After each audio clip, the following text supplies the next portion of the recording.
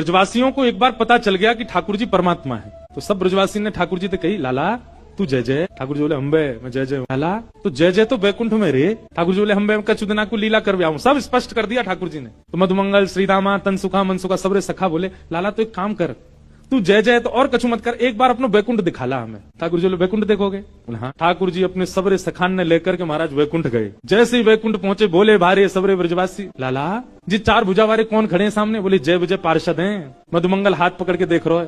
ठाकुर जी बोले कहा देख रहे हो? वो देख रहा हूँ असली के कि नकली लगा के आ गए। ठाकुर जी ने इशारा कर दिया, वैकुंठ में सब प्रणाम कर रहे हैं, मधुमंगल श्रीदामा को भी। मंगल श्रीदाम बोले, लाला जी सफेद सो हाथी डोल लो, या के ऊपर एक राजकुमार बैठो, जी कौन है?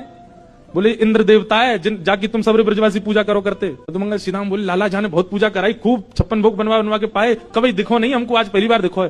तू जय जय है ना? बोला हाँ। यार नीचे उतार के जाके हाथी पे हमें बैठा दे। ठाकुर जी बोले इंद्र रुको, नीचे उठो। ऐरावत हाथी तुरंत बैठ गया इंद्र चरणों में।